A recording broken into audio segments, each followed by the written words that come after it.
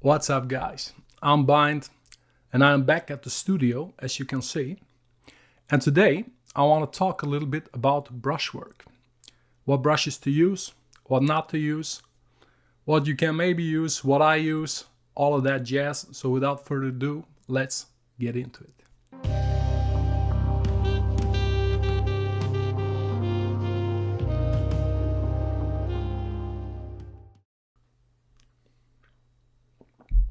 So first of all, guys, let me say it is good to be back.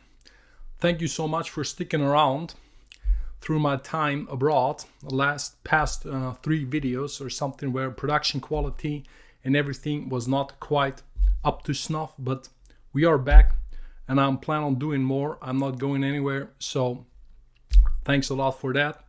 Now, what's up with the brushes? The reason why this idea came to me is because recently I browsed through YouTube and I saw quite some videos pop up from other bigger art YouTubers discussing brushes. Some saying you're using the wrong brush, others saying this is the brush you should use to do XYZ, all of that. So I thought, why not give my perspective on this? I have a project open, so let's jump into it and I'll give you my perspective. Alright, guys, so we are in Photoshop and as you can see, I'm in the middle of this little project that I'm trying to resolve, and that's about the perfect time when the experimentation phase is kind of over and I settled for a concept, and now I'm trying to just resolve it and paint it better and make it appealing, which is of course should be appealing as of now. And you can see I think that's best looked at in the navigator window, where you can see that this starts to make sense. And so now I'm trying to render this better, and the brushes I use for this typically, first of all, let me say something about the brush library. If you've been following, you might have realized that my brush library shrunk dramatically over the past few videos. That's because I reduced it, and I do this once in a while when I feel like I have too many brushes that I don't use and it makes this list too long and it's too unintuitive. Then I will just kick the brushes out that I haven't used for like a year or something like that. So I will have my new updated catalog of brushes here. And what I typically use, let's say on the character, or I can also demonstrate these to you guys with just a bit of a, let's do a new canvas over here. So I will use my basic brush as of right now is a brush that does this. So it's not perfect, as you can see, and it takes a little pressure to build up, but it starts out with a value that is not zero, and it's not like it's pretty high in terms of pressure. You can go from this to dark, and but you cannot go any lighter than that. So it's not like a brush that is fully dynamic. I don't like that. I like more of the graphical style. And with that, I usually draw details and render stuff. So, of course, that depends what you want to do. We're on the character right here. What I will do is I will take from here the color, and then I will we're on the wrong layer here. Very professional, I have to say. So anyways, on the character, and I will put this color down, and you can see that I get at least a decent, it's not 100% of opacity, but when I push down I get there easily. So that's important for me because I don't want to play around with like the super very transparent stuff. I want an impact when I'm doing this. I want to see what's happening on the canvas, and when I want another tone, let's say this more orange thing, then I'm picking that from the canvas, or I'm going over here and correcting my color selection, and then I'm putting it back down on the canvas immediately. So that way you can see the rendering process. Also, you can use that same brush to erase, which I'm also doing, and to shape that model further then, right? So maybe that was a little bit too extreme of a pose with the hand. So I can come back and basically see if I want like to do more of the metal side. I have to orientate more on the colors that are reflected from the scene, obviously, because that's how metal works. And then I might choose a brighter tone from this, and then we go over here and we set a little bit of a highlight. So that's, and I will just use color picker from my shortcuts and just pick color and continue drawing. I showed this a lot in a lot of videos before, but that specific brush work is it's this brush that is a little bit chaotic, you could say, but it is controllable and it produces a nice result. For example, you can use it like this to just put down imperfect brush marks, right? Which I like a lot. So you could even draw vegetation with this brush. It's very versatile, and you can also draw more geometric stuff since it is not fully rounded, right? So, but you have to decide for yourself. But that I would say is the first type of brushes that you typically find is brushes that behave like this. Another example, very, very vanilla example of this is this brush that everybody has. That's also in the basic brush library from Photoshop. I modified this just a little bit, but yeah. And now this goes from 0. You can see the difference here. This is a minimum on my brush, and this is the minimum on this round brush. Why do I have this here? Because sometimes it's nice to blend with a harder edge, right? It's very useful. And other than that, if I need, and that takes us to the second, I think another category of brushes is a soft round, which behaves obviously like this. So where do I use this? I would say this, you use it to blend stuff, right? You use it to blend over that which you don't want separated, which is sometimes a thing, and it depends on your style. But for example, we go back to that sky, and I want to blend stuff over here. What I would do is I just select one color and blend it into another color. So that way, you see, you can break these hard edges from the brushes. And then you can, of course, think about whether you like that better or not. In my case, I do not. I will come back to this maybe later a little bit. So yeah, that's what I use for blending, but that's, I think everybody knows this. It's just some sort of a soft brush. And I also said this before, you do not want to use the soft brush for painting ever. Even some students of mine, they think, yeah, I'll just make it small and I use it for painting. But what happens is that you have these undefined soft edges everywhere, and it's a terrible look. It looks like out of focus stuff. So please don't use this for painting. Use this only for effects, for blending, making transitions. Yeah, for example, I never use the hue, the gradient, the real gradient tool. I never use that. I just use a huge soft brush and I paint the gradient myself. I think that's much better, right? You don't need that editor stuff in your painting. Just have a brush and paint it, I would say. So the way I organize this brush library is very simple.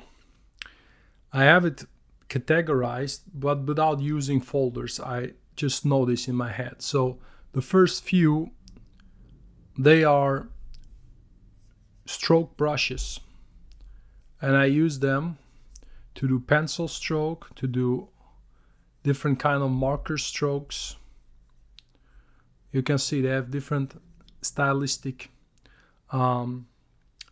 specifications, but other than that, they're all emulating a stroke ink brush pencil tool. And then all of these next ones are what I just demonstrated. The main brush for painting, an abstraction of the main brush that is also for painting, but it's a lot more erratic, but has more texture to it.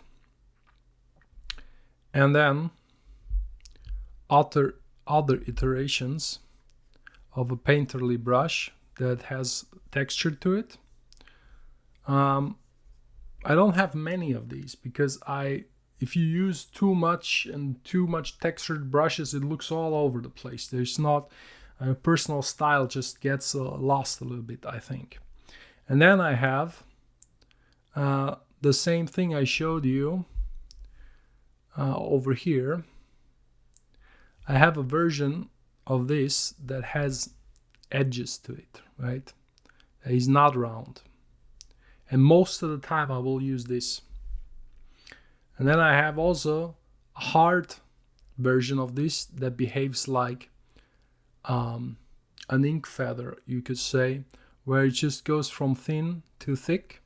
Not from 0, again, it's like 20% to full, and I use this to draw details and to, also to do outline drawings sometimes, right? To sketch, stuff like that. Very intuitive. And you basically only need one brush like this, I think. And that's that. And then the other brushes that are not main brushes they have effects to it. So very good example is this one. I can turn it via tilt, right? And then do crazy shapes. Very painterly, very much like a huge artist brush that is erratic, that you fill the canvas, that you fill shapes out, and you kind of get surprised by it, what it does. So that is that. Other iteration of that. Then there's others that behave similar to that. This one. And I think this, that is just a flat with some texture. It's also interesting. This, I think, is my most erratic brush. It smears and it leaves marks. But you can see that this can be compelling, right? But I have to be honest, I'm not using this a lot, so it might get deleted at one point. And then down here, there's the stuff that I rarely use, but it has a very certain purpose to it, almost like a custom shape, right? And that is, I have, in fact, and I made all these brushes myself, by the way, and I recommend you try this because that way you will preserve your own style and something that really only you can produce, right? So the first is actually, even though I would generally advise against that, and I don't use it as much as it may seem, is a grass brush. And it just does this. And if you spam it, it does this, right? Now, problem with that is it cannot scale because that would not work. So if you want to draw grass in the distance, you would need to make that smaller, right? And then there is a point where this gets too fine and too complicated, and it doesn't integrate with the rougher style of your painting anymore. So there's that is a huge danger, I would say. So Yeah, I have also something that is much more useful, which is, I would say this is a rock brush, and it just does this, right? And this is much more useful because you can just spam this and then basically delete from it. So I would then just cut out a shape from this and then see if I get something really good that I can use, maybe just a little bit, right? That I use for some impression of a texture or of a shadow of some stone or something like this. So yeah, that is the last category of brushes. I even have a leaf brush that I rarely ever use, even though it's quite cool because it turns and you can see that you can spam leaves. Problem with that is, if you want to turn that around, you have to go into the brush settings, and that is a hassle. So yeah, as cool as it might seem, also if you spam it too much, it looks repetitive, it looks not painted anymore, so there's that problem. I would recommend using this very sparingly, and as you can see in my work, I am using this sparingly. So the only thing, where did I use it? I didn't use it. The only thing I used a little bit here is the grass brush. You can see that over here. Yeah, this is where I put that. I tried to use it, but truth be told, you can also do this with the lasso tool. And I would say that is maybe, so if you say this is one category is the stroke brushes, one category is the main painting brushes, one category is the more blending brushes, and the more painterly big brushes, and then one category is the fourth, that would be what I just showed, which is the fancy shit, which is like stuff that you rarely use, but it's a very specific brush. Then I would say the fifth bonus category for me personally is the lasso tool, because I use the lasso tool a ton. And if you ever seen a demo by me, you know that, right? So what I mean by that is that if we're here on this layer where I inserted the grass, if I would just go and lasso this, that means you see what the lasso, it allows you to do almost the same but spontaneously, right? So then you just need something to fill that, to fill the shape up. You can do it with soft, you can do it with the opaque brush. Why am I on the eraser? Okay, so anyways, that's hiding the selection, right? So you can see what we did over here.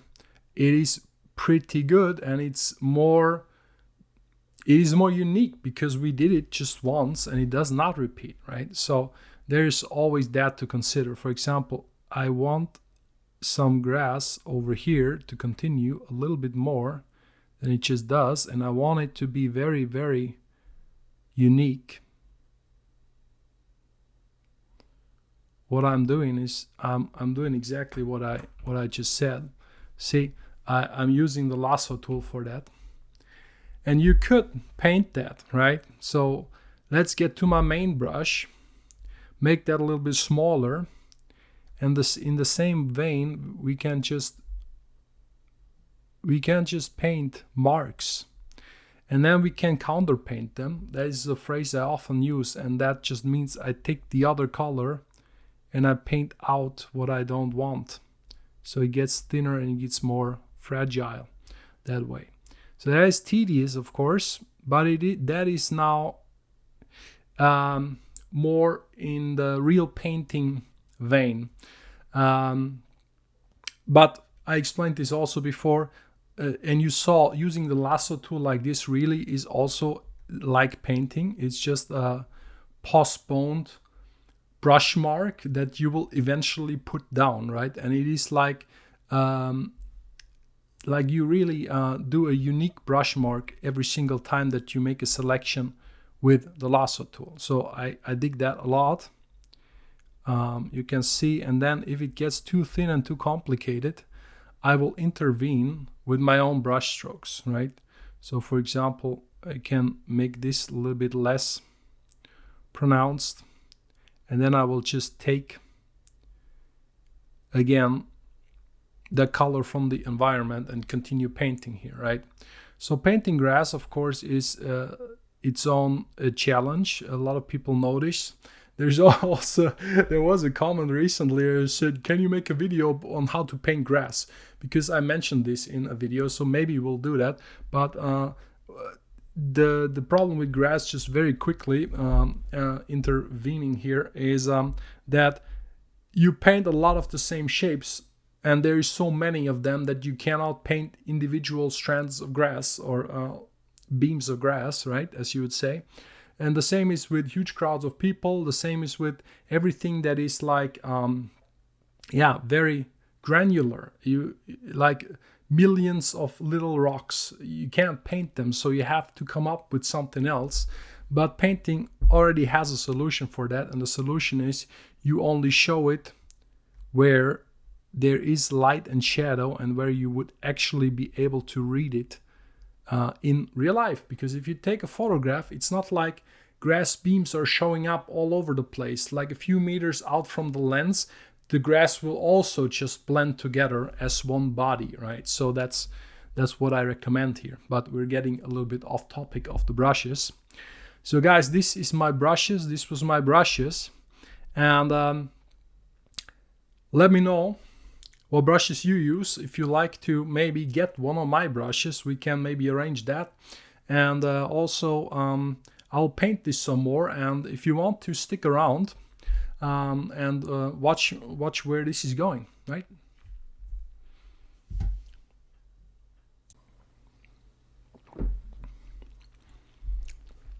You still here? Okay, so yeah, I'll paint a little bit of this, and feel free to use the chapters down below to jump to where you want to see. But I will just paint this a little bit and see where I'm getting to. If this gets too long, I will have to put a time lapse or something, and I will just talk about it while I do it, the way you came accustomed to with my videos. Close this. Why is this open? So yeah, you can see I'm not using a ton of layers. So these brush examples now, we'll delete them again.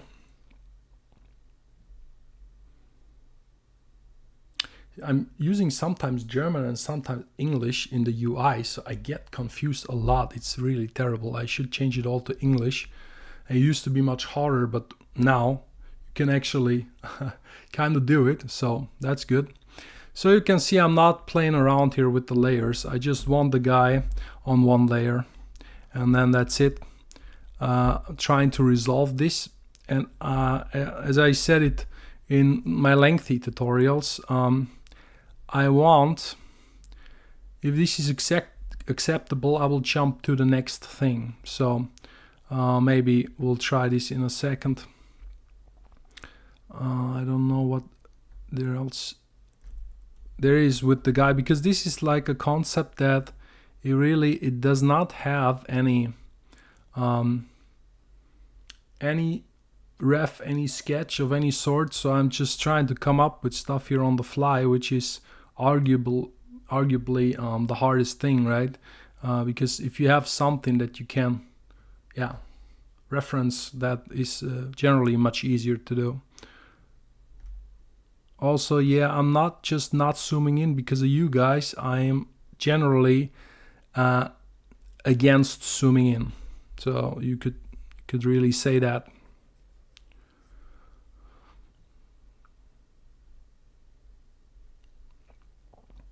And I'm just drawing on this layer, right? I could do it on a clipping mask, but I feel like I want to make marks. I want to make changes. You can't always be so careful, right? Because being careful means being slow, and that is fine. But the more this progresses, the more careful I will get. But we're now in the middle. You can see this is not even rendered really. I just found this shape in the back here, and this now needs to get resolved in, yeah. And once it is better, then yeah, I will go back to other stuff. That being said, I should probably focus on that a little bit, because the guy is kind of gets readable right now, so that's good. Could be the case that there is something like this, right? I don't want to make this too obvious.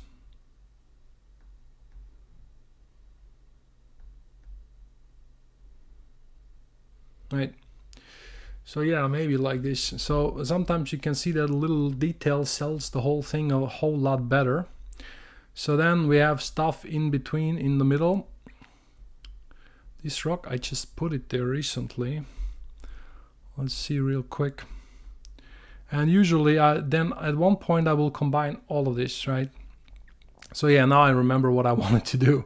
So this foreground, I cut this here, and you can see that this piece is unresolved. The rest kind of makes sense, this not so much. So what I will do now is I will on top of that just create a layer, and that is for experimentation. I will paint stuff in, and I'm doing that with the normal brush. So here goes. Be something like this. I want to connect these shapes and see how they could make sense.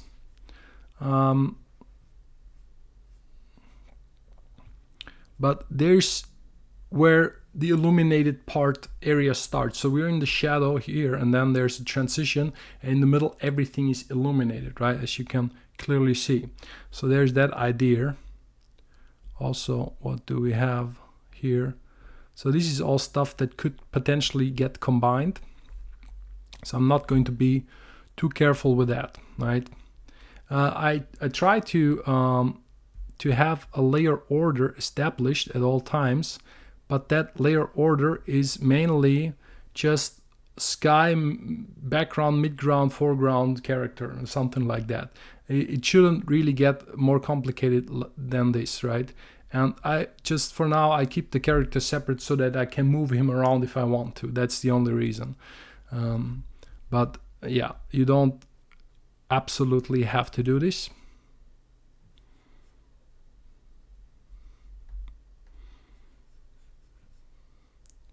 So somehow these transitions, and maybe this white is a little bit extreme over here. I like graphical effects like this, but sometimes maybe it's a little bit much, right? So when this sells, I am very willing to keep it. I'm just now realizing that, yeah, this could actually be a good idea to have this combined. And actually this should be behind, probably. Yes, I think so. Well, actually no. So you can see now the trouble starts with the layers and stuff. So what I will do is I will combine this, and then I will combine this, and I will combine basically, yeah, these two. Now this is all one layer, and that is possible because it's darker stuff and it's overlapping, but you have to come up with your own logic there. And now this is my on top experimentation layer that I was just drawing on, sorry. And then on here I'm trying to resolve this and see how I can now more intuitively take away, because everything that bothers me I know is on this layer, and then I can just erase from that layer if I want to.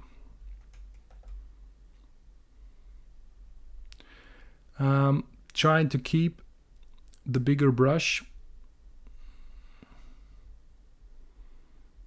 and also, yeah, don't worry if you draw over stuff that is in the back here.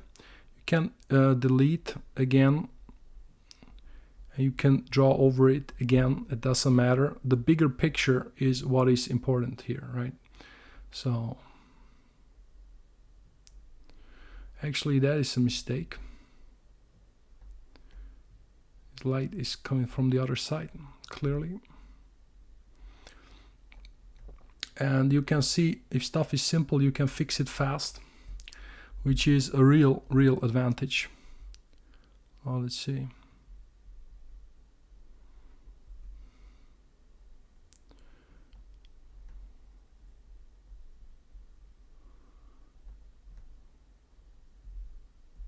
Is the brush size.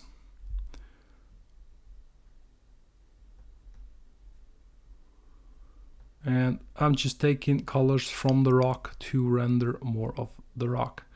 That is just, yeah, how it usually goes. And then I try to let those decisions tell me what to do. So once it's decided where the light is coming from, which is here, right, roughly speaking, then I will just stick to that, because yeah, it's the same here, right? You can see that this part in the shadow, lights come from here, roughly speaking, that is fine. If you make any mistakes, of course they can be corrected if your layer structure is good, well thought out, so that there's that. So now we can try to do a little bit of highlights over here.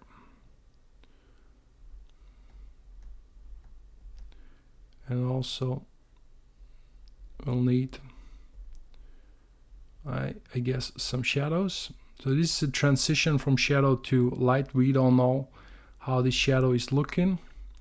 So I can basically do what I want.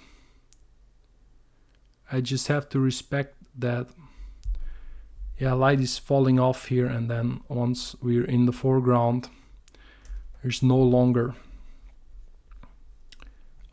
any bright parts. I don't know what to do with this right now.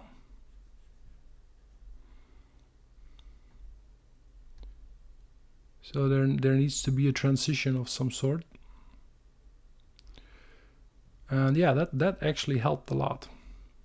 Sometimes it's like the rough stuff, you try it out and then all of a sudden you got this rough thing, but it's readable and it works.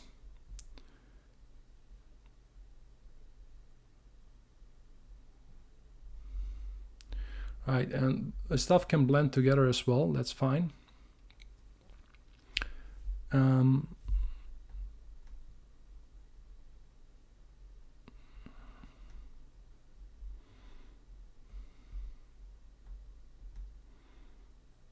Maybe this is a thing. Could be.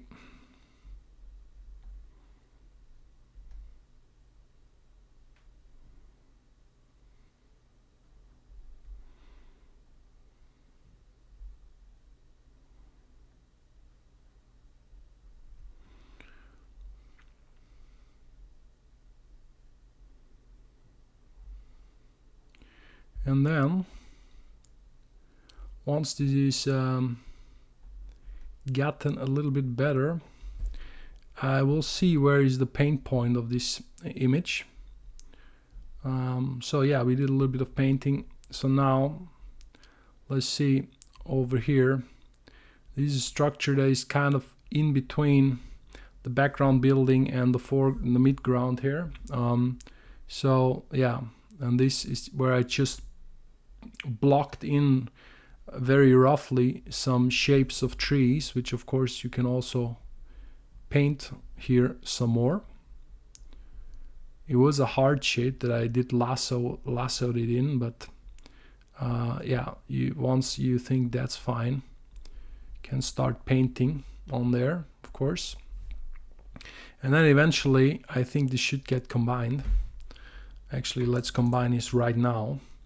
And it's a good example that you can combine what just makes sense tonally. To combine this in this more graphical style is absolutely fine. And then once you have that, you can make more painterly marks here, and then even do something like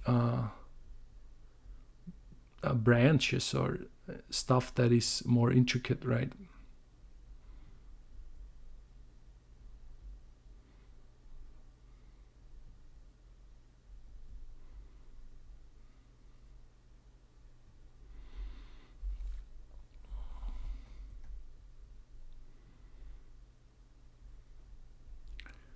But of course that is up to you. And then the advantage of that is now we can treat this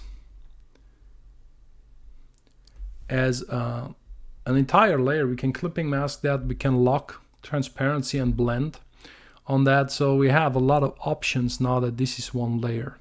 It's funny because people oftentimes think they take away their options if they combine stuff, but they don't realize that you get a whole different slew of options once you do that, and that is easy to handle. You can do so much with a one layer, with a one layer content that is really. Watch this, for example. I clipping mask this, and now I can just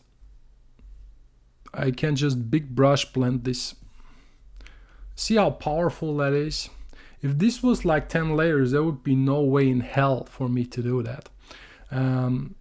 So this actually looks really good. So okay, yeah, let's see. And then you can erase from that, since this is just a clipping mask. Better like this or better like that. You see, now we're doing that subtle stuff. And now I can just keep that if I want to. Yeah, because there's really nothing. There is no disadvantage even keeping that clipping mask for a little while. This needs to go. Yeah, I drew some bright areas here, which of course now I blended, which is not the best idea. But yeah, you can see that. Why not have this a little bit? This is kind of charming here. So yeah, point made, I guess, how this is really powerful. Now let's get to this structure a little bit. This is really the thing. That's what you're looking at. That's what you should look at. And that's what needs to be resolved and needs to look appealing, because through the whole composition and through these characters' eyes, what we say is where they're going, where they're looking, it is appealing just by definition of that setup, right? So also this is early stage. You have two tones, which is fine. Having two tones in here, and now what I will do is take maybe a darker tone from here, and then I will combine that over here, and then draw an interior. And now we're really painting. So this whole thing, I have to think now, make up my mind. So this is going to be the darkest tone. This is your black equivalent back there. So it doesn't get darker than this, because we're dealing with atmospheric perspective. We're going back here. So this is not really going any darker than this. Let's see, when we're doing this, is this a good idea? It could be good. It could be good. So what we have is we have some kind of a perspective, and then that's how that vanishes, right?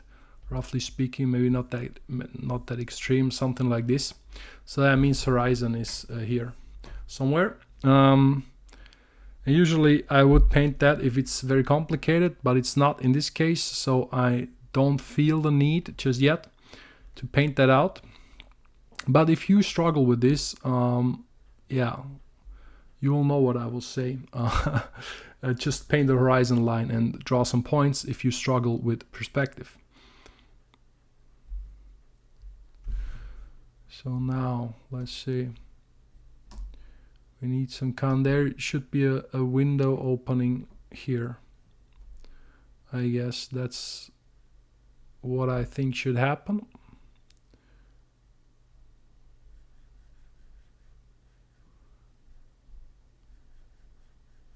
And again, I'm trying not to obsess with detail.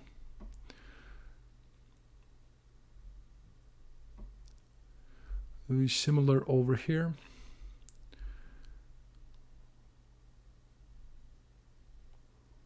That is where you have more shadow from whatever structure. And if it is true that there is a window here, that means there will be an indent of some sort. And then there will be a reflection of glass in some capacity, right? Something like that. Maybe that is enough. And because it's facing upwards, and that means we're looking up, and then the reflection is going up further, so like this basically, and then that means we're looking at all the bright stuff through the reflection here, which it could be also something like this, right? Tonally alone, you can sell the reflection, as you can see, already sold, already looks like a reflection from afar. So that is the stuff that I will not go into further detail until I am certain then that is what I want. Opening here, I don't know about these structures, if I like them or not. Also, this is kind of perspectively problematic here, just a little bit. See how we can resolve this easily. That was not it.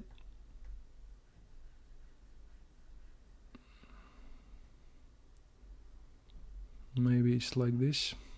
Now this is really something that people will watch this, and I used to watch this in other pros, and they will say, oh, then try it for themselves and then find it super hard. And that's because it is hard to draw complicated shapes just from imagination, without any sketch, without anything. It's really it's not an easy thing to do. So yeah, if you want to do that, I recommend you have a sketch even. That will make a lot of sense.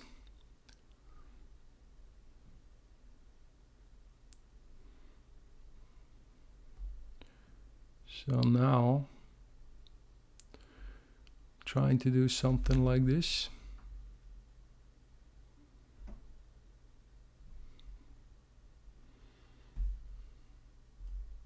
Where I say something here, around here, which will make that half, something like this. Yeah, sometimes you have to think out loud, or on the canvas try candy erase, because that is the same layer. So yeah, just remind yourself that you're correct with your assumptions, right? So I think I will do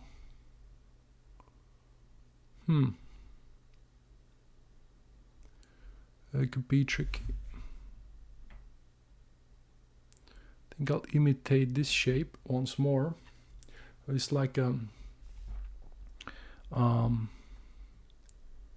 build-up of shapes that go in between each other.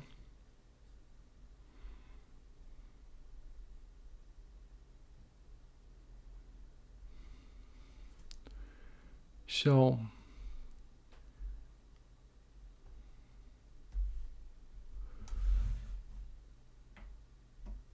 the objective is to sell this, and then maybe sell this in a more unusual manner. I just don't want this to be all very, very boring structures, obviously. Something that if you're doing fictional stuff, you want something that is really catching the eye, and that is just not so boring, not what you see typically. So that is very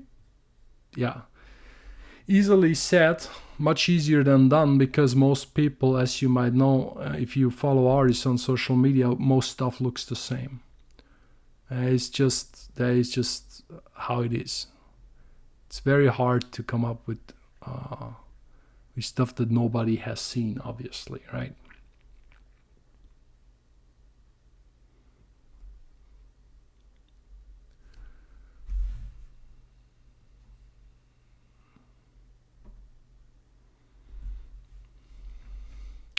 Yeah, this could be good. And then maybe something like this could happen on the other side here. Maybe.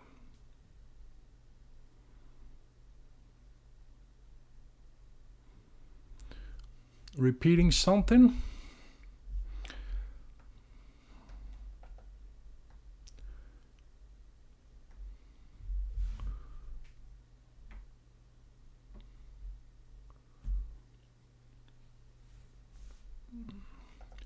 So of course this process takes time. It's just, you can't force that. Sometimes you come up with a structure really fast. Sometimes it takes a long time.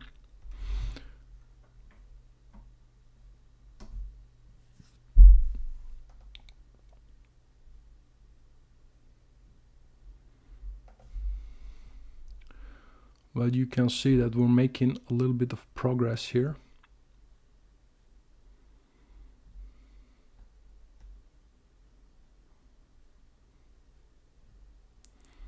And now what I could mix some of that color in here, which means I'm making myself kind of dependent on keeping this here alive, which already I think I kind of did.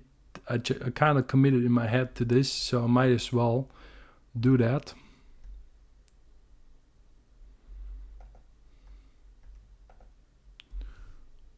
We here? Yeah.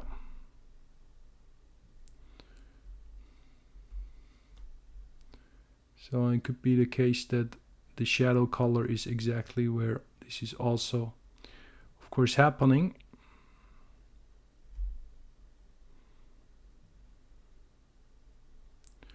Always good to have some bleeding shadows, some exaggeration there, I guess.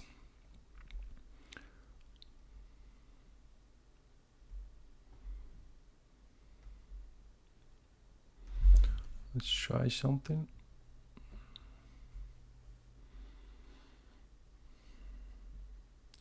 Yeah, it's not really a thing as of right now, because also that I got this a little bit wrong, because this still needs to go up perspectively, so that would be more accurate. So you can see that, yeah, you're kind of sometimes falling into your own traps if you don't really construct stuff.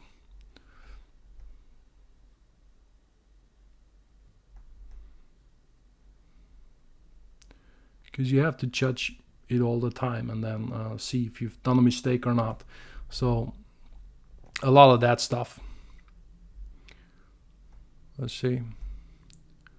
More blue here. It's kind of cool.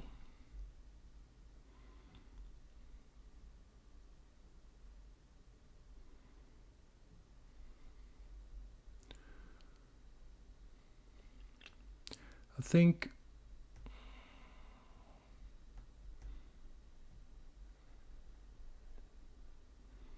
this needs to be more straightforward. It's like an element here.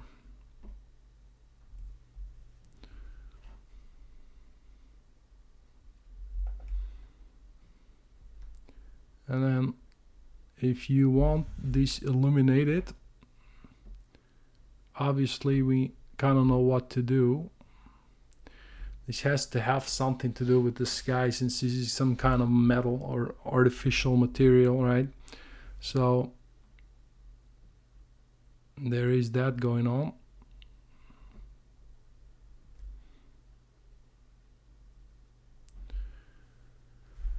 And that would be the case if this material is facing up, of course, like it is here.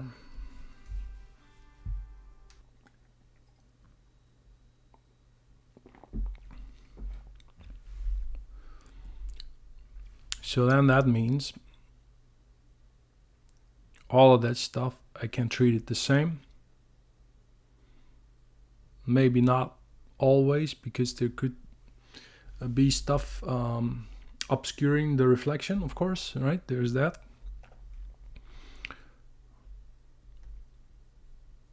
Do I want to show what's in there? I don't think so.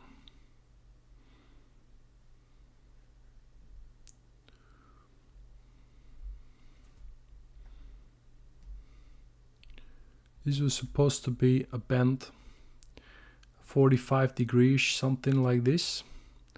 I don't know if this works. I think it needs to be more bent than that.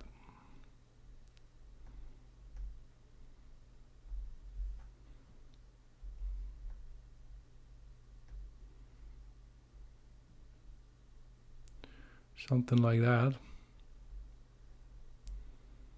And then, is it realistic here to be illuminated again? Maybe. And sometimes you don't know, sometimes we don't know. We just have to basically decide that it is, and it's not super crucial, because a lot of times people cannot follow complicated shapes. Of course, that is not should not be an excuse to just do whatever you want, because yeah, it should make sense, of course. So ideally it makes sense, but if it's off just by a little bit, that's usually fine, I would say.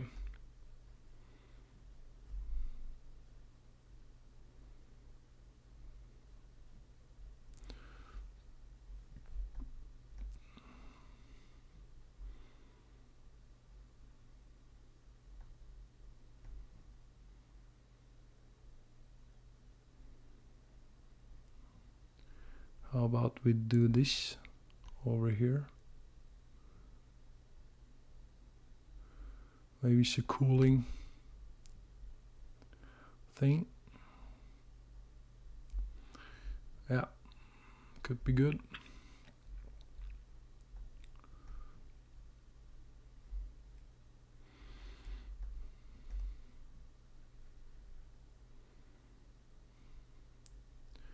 So I was thinking that this just goes behind that rock, that little rock or whatever that is.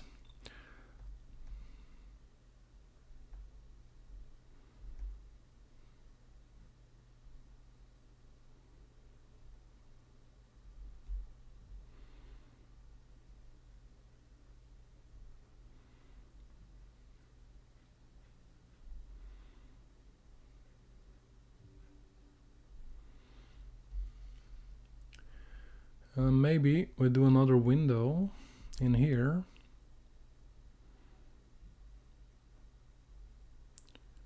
Small one.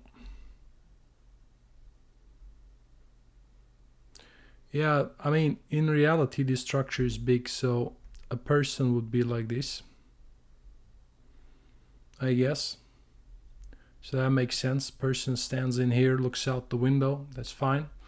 Also, bigger window, like a panoramic window, like an office situation, could make sense. So yeah, let's keep the reference person. Also, that means that, of course, there's a correspondence between the sizes of these characters now. So that's also fine. Doing now a reflection that is just a little bit darker.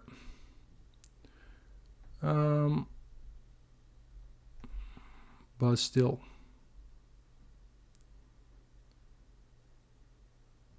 has something in common with the other reflection. And then we can do maybe another shape, maybe, yeah, or let's do quote this other shape. That most of the time that makes a lot of sense to do. So for example, see how this is like the same design language, right?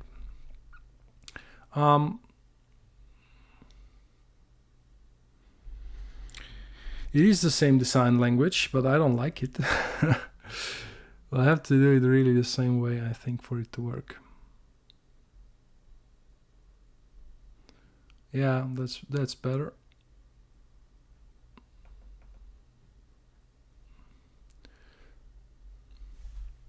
Yeah, I think that's better.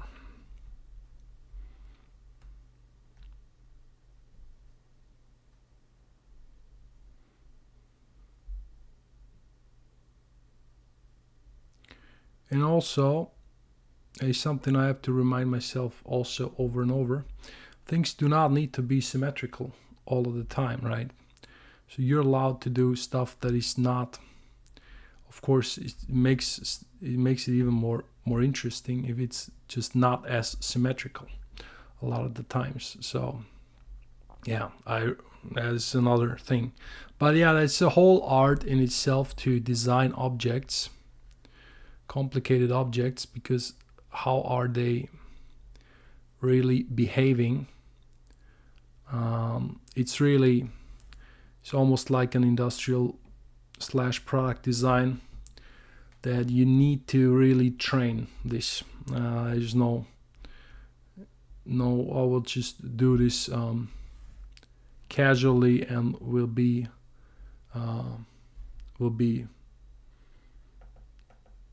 extremely captivating and good design just by accident. That usually does not happen.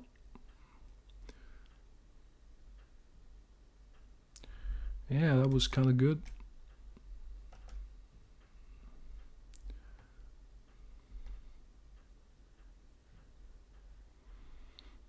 Incorporating the blue a little bit here.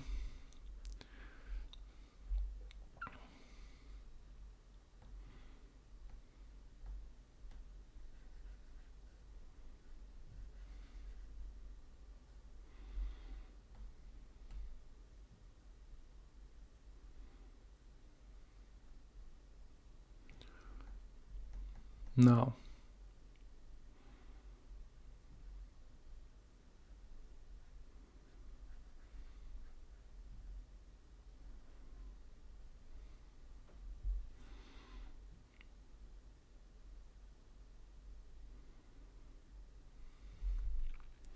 what happens is that you get a little bit sometimes stuck in your own shape language, and then you want to reconsider.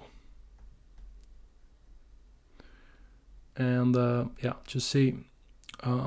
Also, something I recommend a lot, but you can see that I clearly do not listen to my own advice all of the time, is that ideally I would have made a combined layer from all of this from the starting point to see if I actually how much I improved it. But maybe, yeah, it's not just yet the time to do that. What I mean is that you have a comparison, and you can see what your progress looks like. Sometimes that is also very, very useful. But I think you can see if you go back in the video that we did make some progress here. Quite some progress, I think. And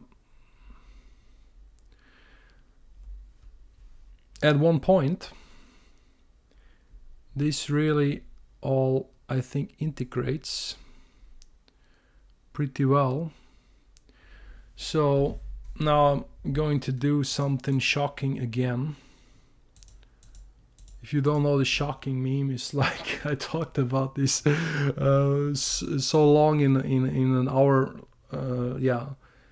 yeah, how many hours was that tutorial? I don't even remember, but every time I did a drastic measure regarding the layers, I call that something shocking. And because what I mean by that, give me a second, is that a lot of people do not want to do this. They don't.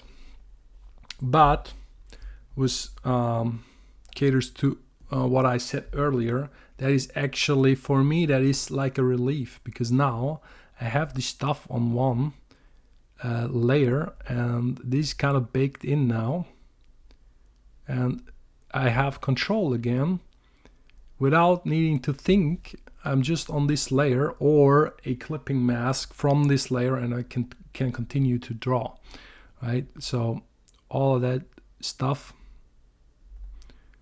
I can then continue to resolve it very intuitively without having to think, oh, I need to switch layers or not. Is this in front? Is this in the back? All of that stuff, I do not like to deal with that constantly, because then I'm losing track of what is important, which is the design of the actual objects and of the attractions that you want in your image. What am I doing?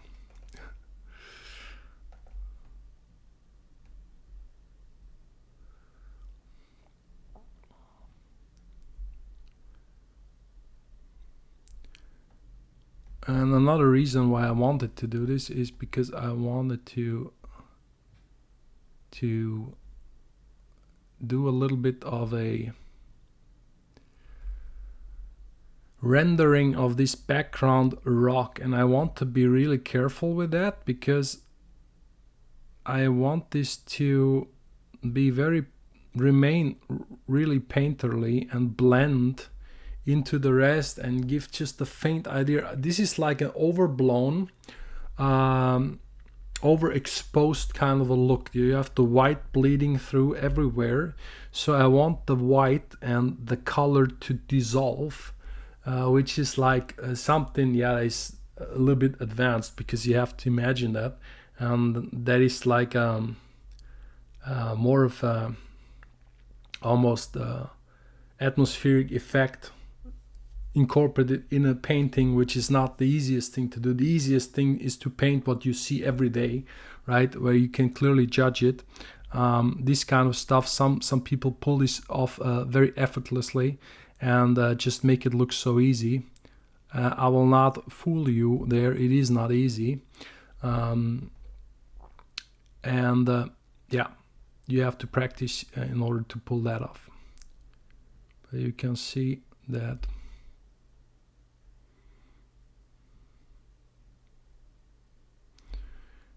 you can easily overdo this.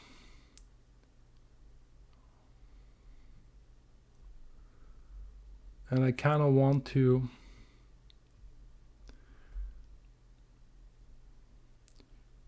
stop and leave this unresolved, right? Almost like it's an unfinished render. A lot of stuff that goes towards the outer areas, I will not just resolve it like that. So for example, what is now, I put this in the back, and all the other stuff, that is also, yeah, you could separate the ground, but in this case it's all tone in tone. I don't need to do that.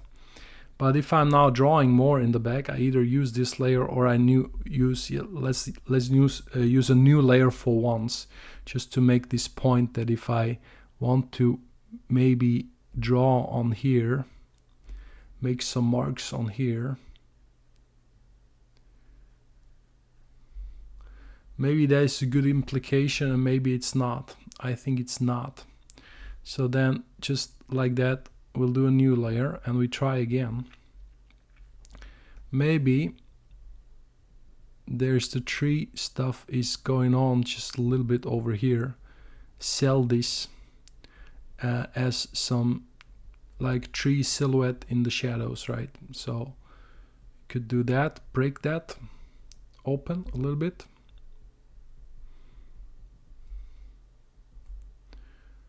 Yeah, it kind of works. And then I don't know, there's crazy stuff that you can do. For example, this could be a rock, just like that one. It's much too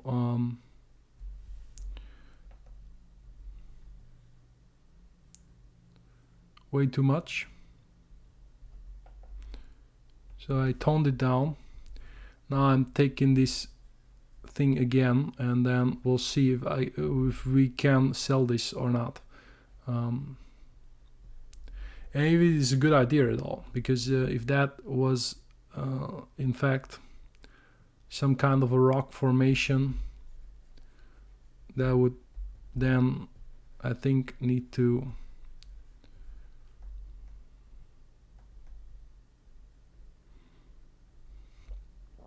maybe do something like this, right?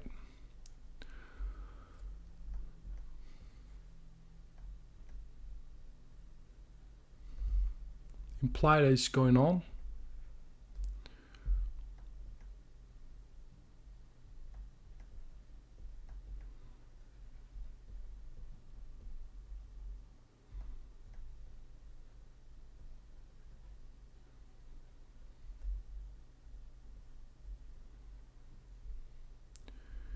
And yeah, you see that sometimes you do an experiment, and I'm not yet sure if I keep this at all. Don't get me wrong here.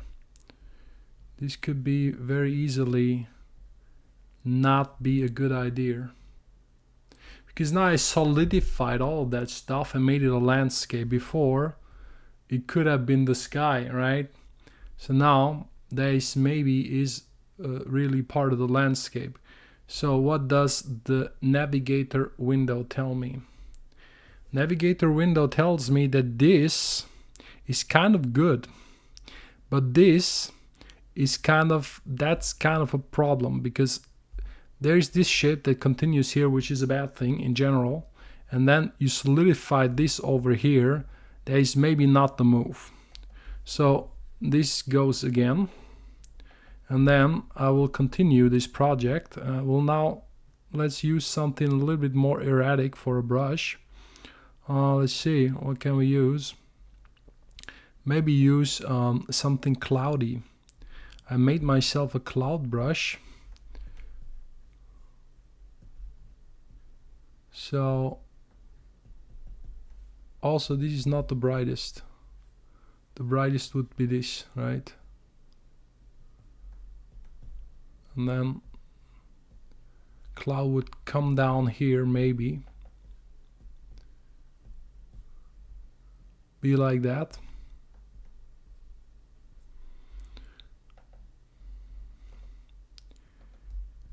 That could work.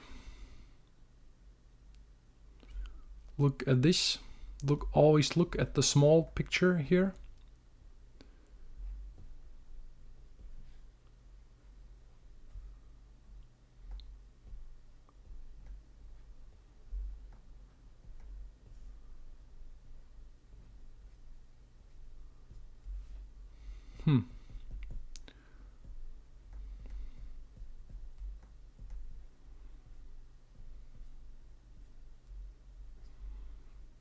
The cloud hang in, like, in between the hills and rocks, right? That is a thing for sure.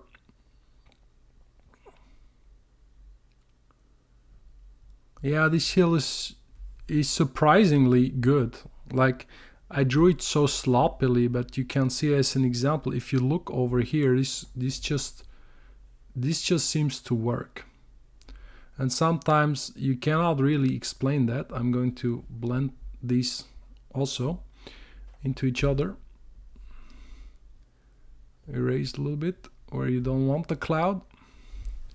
So this is like, see how this is like a huge difference there in the back.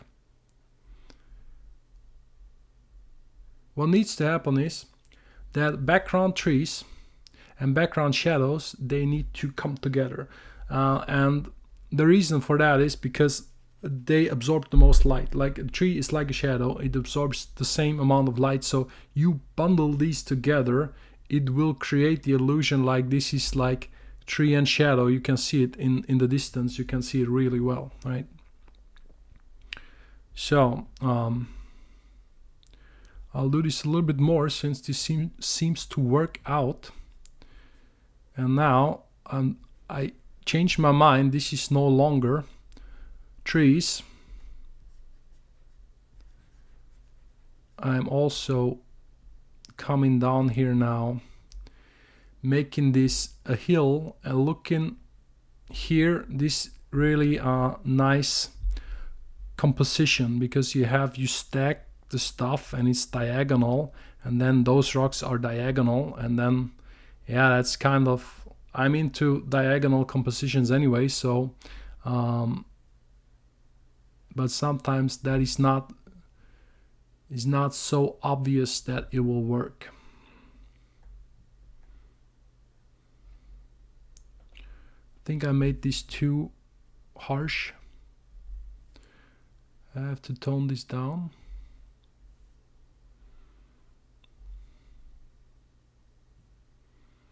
Maybe it was better without. Yeah, I don't know. Not really.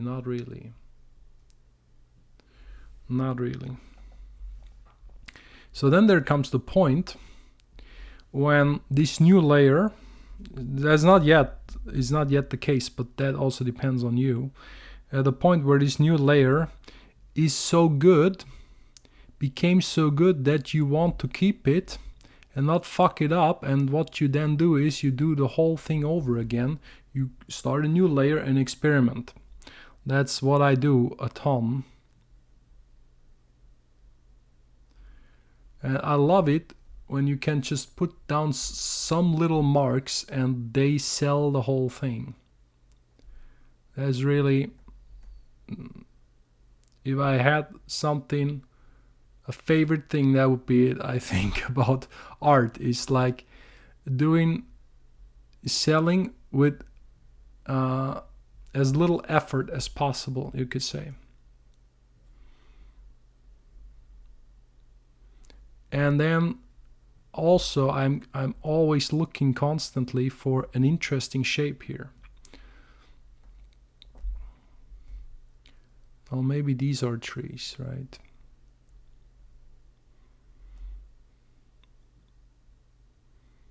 Hard to say, maybe. So it could be like this.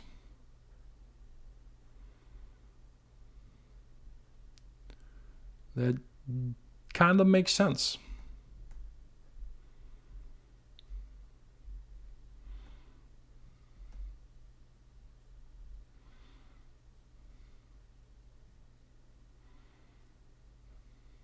And if something is simple and it sells and it looks really good and you want to put more detail, sometimes I have to really keep myself from doing it, because that is where, imagine you're looking at an image from your favorite artist,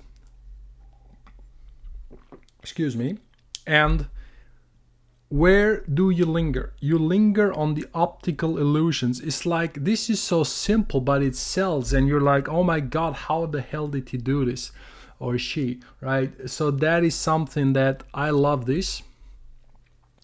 And if it happens to you, it's very hard to recognize, because you're not your favorite artist, right? To say the least. I am not my favorite artist. I always think I suck, right? That's what we all do. Most of artists think they suck, and then the other people have to tell them that they don't suck and all of that jazz. So, right, that's what happens. So, yeah, recognizing when you did the good thing. And I said this in other videos too. I said, oh, this is really good. And then I immediately said, because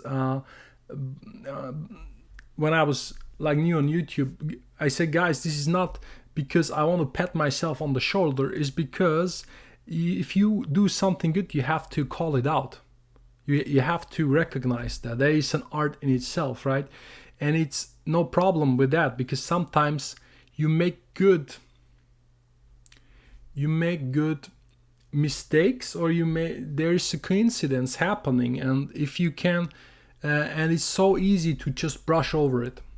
But when you realize what you did good, that's when your art really improves. And that is like something that I cannot really stress enough. It was not what I wanted to talk about initially today, but since we're just in the phase of hanging out and painting now, might as well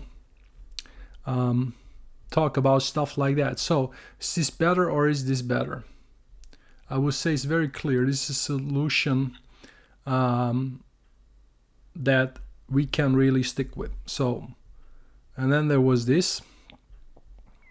That was kind of a similar idea, but not good enough.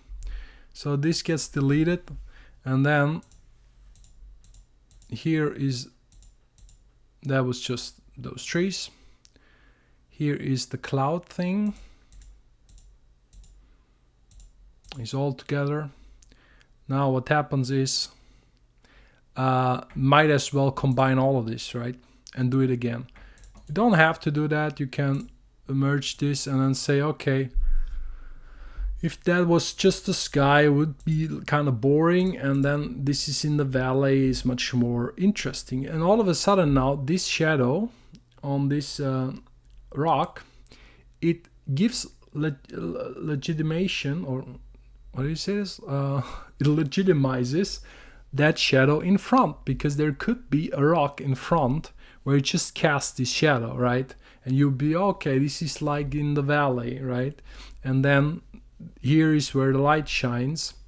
Light clearly comes straight, like not straight, but in quite a steep angle, and then it illuminates all of this here, and then that makes it look really good. Also, now we have a whiter white over here than we have it in the middle. It's still a color. It's still this kind of a pale illuminated area, which I hope this will look good later when we do more rendering, right? So guys, what I'm going to do now is, because this as you can see, it gets more and more complicated. If you want to see me finish this, I'm going to the time lapse right now. You can stick around, watch me doing that a little bit faster without interrupting all the time and going into different topics. I hope you enjoyed this. So yeah, stick around and we'll finish this. See you in a bit.